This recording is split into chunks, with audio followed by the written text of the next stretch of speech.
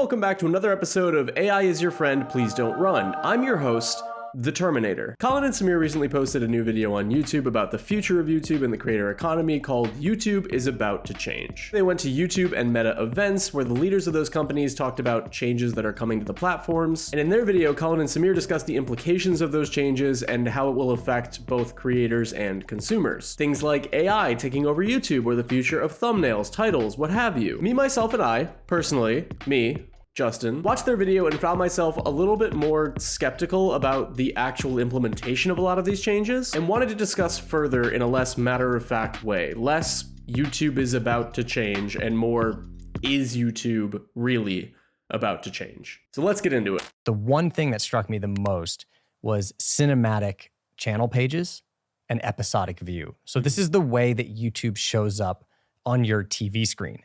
They are now formatting it for big screen so that it looks very similar to Netflix. Yeah. Eerily similar to Netflix. Right. Watching YouTube on TV has always been an experience for sure. It definitely sometimes feels weird watching something like a vlog or even a commentary video on the same screen that you watch like House MD or like The Real Housewives or House of the Dragon or I don't know, some other show that doesn't have house in it. And now they are looking to look like a more traditional streaming service in the vein of Netflix or Hulu. And honestly, fine, good. I think it makes sense. I think when I'm bouncing between streaming services, one of the most annoying things is the constant changes of UI. The different interfaces make it hard to transition between different apps. So honestly, making YouTube on a TV feel more like other streaming services on a TV, yeah, that makes sense to me. I don't have a problem with that at all. I think that's pretty cool. Colin and Samir think this will have wider implications for how creators go about making their content and putting it on YouTube. So let's hear their thoughts on that. It's going to push the culture of how YouTube content is created.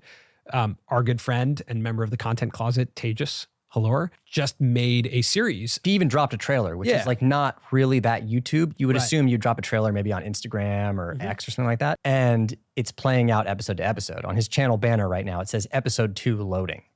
Right.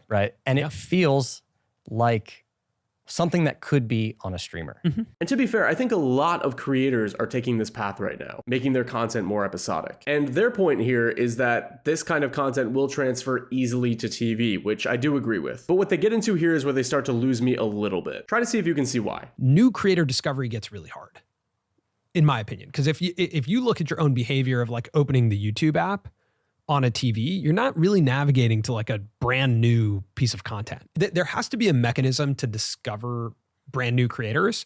Because if not, as we look in the future of YouTube, it's going to get like a platform that had a relatively low barrier to entry when it first started.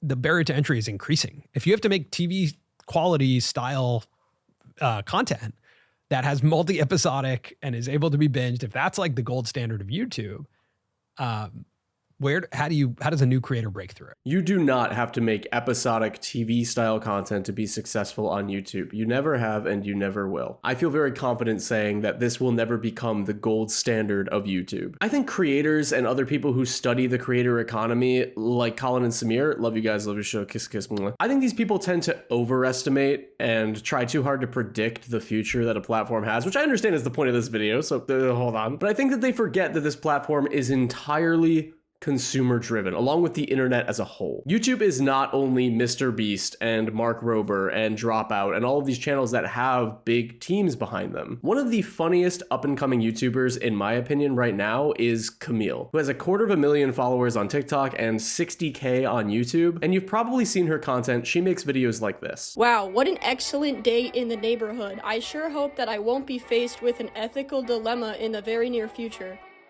Pull the lever! Don't listen to them. Rats. It's the trolley problem. And yes, part of this works because of what Colin said, that shorts are becoming the way to break in on YouTube. But I think there's a missing link that they're not connecting here. And that's that if the future of YouTube is that shorts are the way to break in, but you need to make episodic long form content to stand out, how does that connect? How does it connect? What I'm saying is essentially that YouTube will always be a place for episodic content. It's been that way since Lonely Girl 15 back in 2006, right? All the way up to today with things like Smosh reading Reddit stories or even the Colin and Samir show. But the reason I don't think it will become the gold standard is because there will also always be a place for this type of content. It's always great to have such a positive mindset. Creator-based and creator-forward content. I think it's easy to forget that. The connection that we seek from the creator as the audience. This kind of like personally authentic content. Your Vlogbrothers, your Jarvis Johnson, your Jax Films, your Chad Chad. There's gaming streams and lifestyle content. All these videos that are about the creator, their view on things, their perspective. And there are ways to make that episodic, but these types of videos can only exist on YouTube. So I think it might be a little closed-minded, or at the very least short-sighted, to view this TV UI change as something astronomical for YouTube content as a whole. But I do see where they're coming from, and I do see the benefit. According to recent data, 63% of YouTube viewing is mobile, which likely skyrocketed due to things like shorts and overall improvement on the YouTube mobile app. TV and console only accounts for 14% and 3% respectively, which is still actually more than desktop viewership, which is crazy to me. But what this data tells us is that there are people who want to watch more YouTube on their TV. So this change, 100%, there's a lot of incentive for YouTube to improve that overall experience. I think that's where they're coming from. I don't think it's a content shift per se, but that's just my opinion. I don't know. So make more YouTube shorts. That's me talking to me, by the way, like future me. Hey, you have to get better at making YouTube shorts. Now, YouTube also announced a lot of AI stuff. Right? AI getting integrated into your workflow, AI getting integrated into dubbing, right? Like, so that basically AI will automatically dub your content into other languages. That's really interesting. I think that will culturally change what YouTube content looks like, because that means people who make universal concepts as videos that can be understood across borders and languages will be the most mass viewership videos. Agree to disagree on that. People don't like AI voices.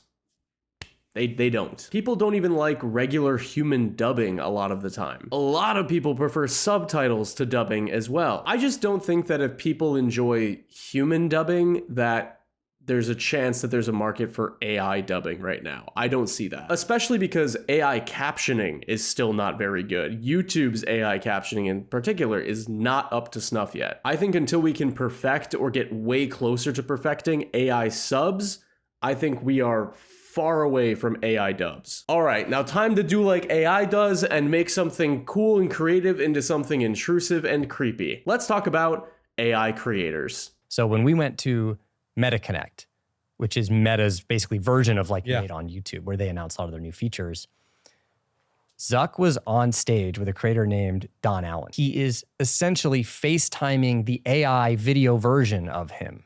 And Zuck is having a conversation with the AI avatar version. Imagine a YouTube backend where I am typing in, or I'm using voice to workshop or write a script. And then I generate the video, and the video that's generated is in our set.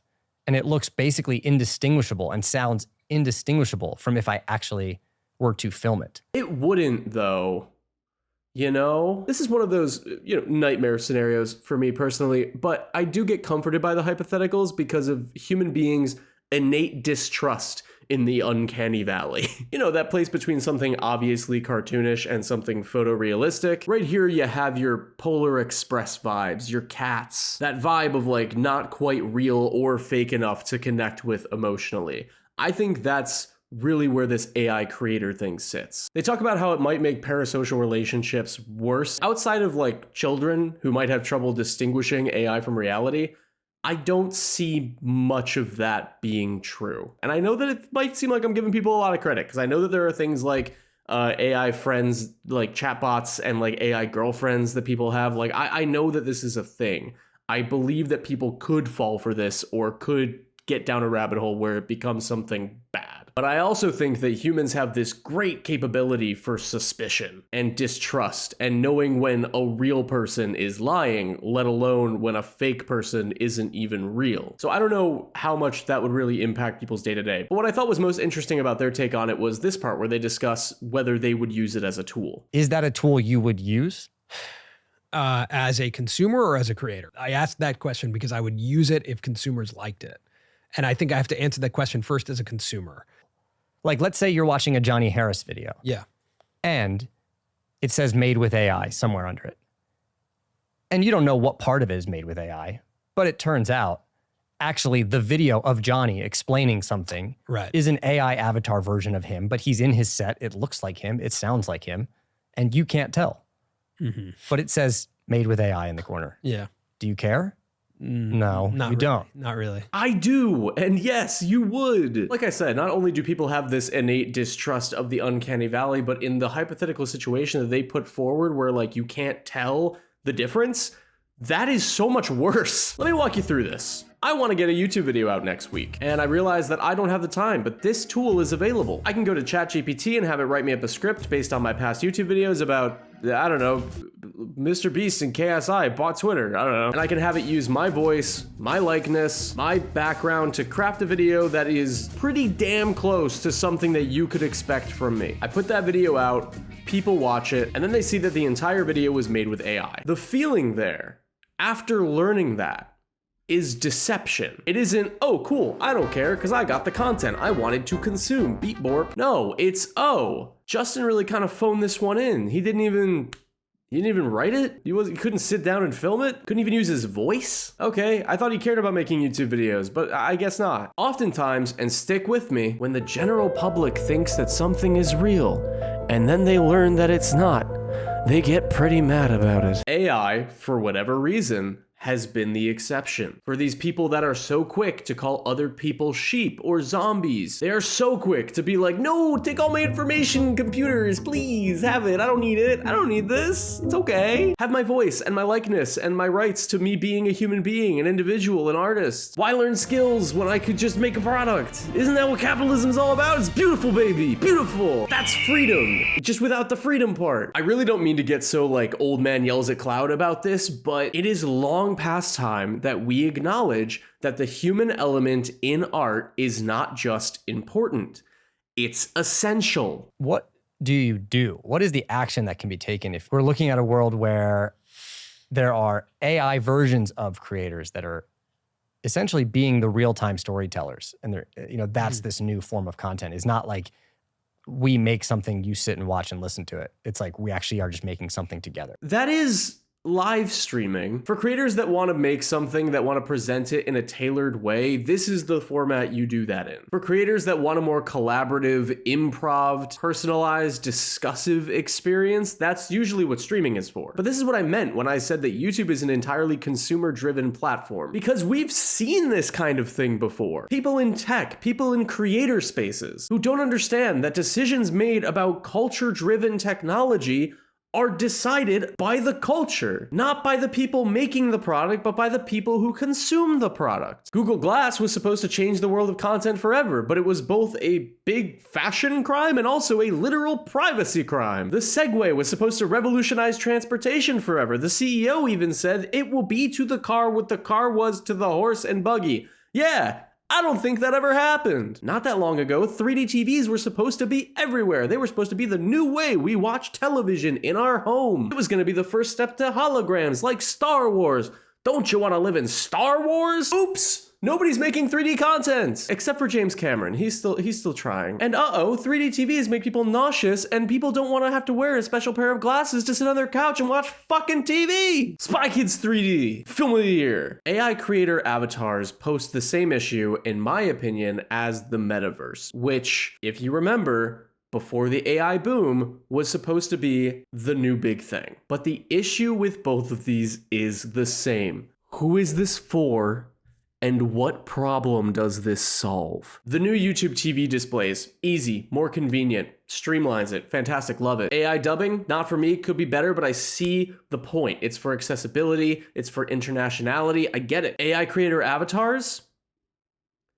This one escapes me. The metaverse was for VR headset users to interact in an entirely virtual space. Let's be frank about it. VR has always and will always be used mostly as a video game accessory. And they decided to market the metaverse to middle-aged tech CEOs to try to make meetings more immersive. AI creator avatars are the same thing. Who is this for? Is it for the viewers? Are people clamoring for Game Grumps content that feels like Game Grumps content but wasn't made by Game Grumps? I don't think so. Is it for the creators? Is Hank Green begging for an AI to talk about science facts so he can stop? I don't think so. Problem with AI creator avatars, AI dubbing versus subtitles, the metaverse, AI art, generative AI of any kind. It's all the same issue. The bottom line is not the most important part of creating something. Not for the consumer, and definitely not for the creator. Presumably, creators enjoy creating the content that they create. That's why they started. Most creators would never use this. Personally, I think it's safe to toss this one right in the bin. I don't think it's gonna go anywhere. This is a creator economy. This is a user-generated content-based platform. If you automate this process, YouTube loses the core of what it is. And let me be perfectly clear. Okay, maybe not perfectly clear, but this is not a criticism of Colin and Samir. They have a healthy level of skepticism about this as well. They discuss trust and credibility with this technology and how often these things don't end up actually being widely adopted. And that's at least one part of what I'm trying to get at here as well. You know, we see a lot of new tech and a lot of future tech, and I think we immediately jump to like, what if this is widely adopted? The question becomes, is it going to be widely adopted? You know, like, and maybe it won't. But the most defensible thing you can do as a creator is like have a very distinct POV and a very distinct area of expertise, right? So that the obvious is like the audience knows exactly what to go to you for. Perspective matters, vision matters, taste matters, brand matters. I also think verifiably human activities will really matter. And I think they actually sum it up really well right there in regards to the AI stuff. Carve out a niche, be the most specific version of yourself that you can be, and you will find a lot more success than if you just try to chase trends or be generic for views. Anyway, wearable technology. Let's go, let's move on. I don't want to get into this too much because I don't have much to say about it, and also this is like really far future stuff. And I actually don't think it's super pertinent to the current state of how we watch YouTube videos. They talk about how things like computer glasses could change how we view content, but again, I think that's going like the future tech route of like 20, 30 years down the line, and you can't assume any of this is going to be widely adopted, etc., etc. I personally don't think the wearables conversation is like even in its infancy yet, but what I do want to get to is that in the wearables section of this video, what Colin and Samir talk about is really interesting, especially when they talk about something that Mark Zuckerberg said. Another quote from Zuck is also important to recognize here, where he says, maybe in the future there will be content that is purely generated by AI, by the system, personalized just for you. There will be AI creators and creators building AI versions of themselves. I do think that is a reality. And it might seem weird and strange now, but there will be people growing up who probably see that as the norm. Yes. Somebody call an ambulance because the nail has been hit on the head. I think the most intelligent and ethical uses of AI, as well as just the overall optimal consumer experience when it comes to AI and honestly content in general, will be decided by people who are being born right now. Right now. Babies. Babies will decide the future. Baby geniuses. No, but seriously, it's what happened with the internet, right? The people who have the least trouble navigating the internet are people 35 and under. And there's a reason for that. Because we grew up with it. People who were born in the 60s and 70s inherently and instinctually just have more trouble navigating things like search engines or social media or smartphones. I hate to say this, but today's iPad kids are tomorrow's general public. AI artists or tech bros are not going to be the ones who decide the future of AI. CEOs that go based off of data instead of what consumers are actually asking for are not going to decide the future of AI. We need to know what problems need to be solved. We need to know what people are asking for, and we won't know that until AI becomes commonplace. The experiences that teenagers, preteens, kids, even toddlers are having with AI are the things that are going to decide how AI evolves. But I think there will still be a focus on things that put the human experience first. Things that are more AI supported than replaced by AI. I think once we see things balance out, we'll see a lot more of that attitude moving forward. Just like how TV didn't kill movies and movies didn't kill radio and radio didn't kill books and the printing press didn't kill spoken word, etc., etc., etc. But my own personal AI diatribe aside a tribe, Colin and Samir mentioned a few other things, titles and thumbnails and subscribers. course, that will be undergoing changes that I do think are super beneficial to the platform. Things like personalized thumbnails based on what you personally like to watch, like Netflix does currently, or seeing total monthly viewers as a public metric on your page, similar to how Spotify does monthly listeners. And at the end of the video, they go over some main takeaways and ideas of how to future-proof your YouTube channel. I just think that as a creator and a viewer, it's important to keep a couple things in mind. Trends change all the time, in the blink of an eye, and it can feel really overwhelming to always be keeping up. So remember to prioritize making or watching something that you like and you enjoy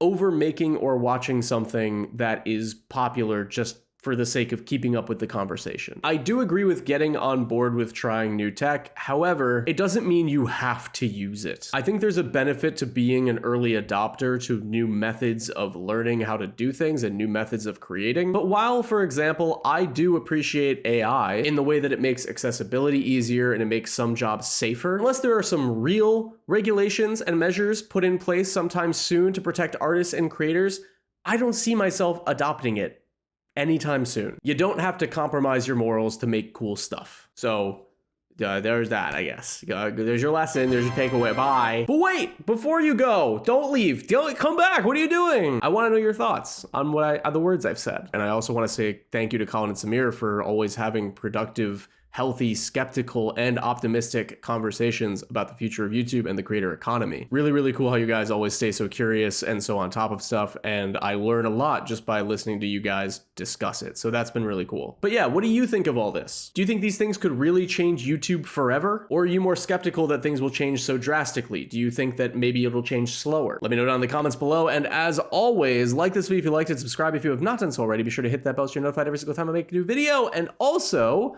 don't forget to head over to the Patreon for some exclusive stuff, as well as a post-video video, which will be going live by the time you see this. And I will see you all next time. I love you. Goodbye.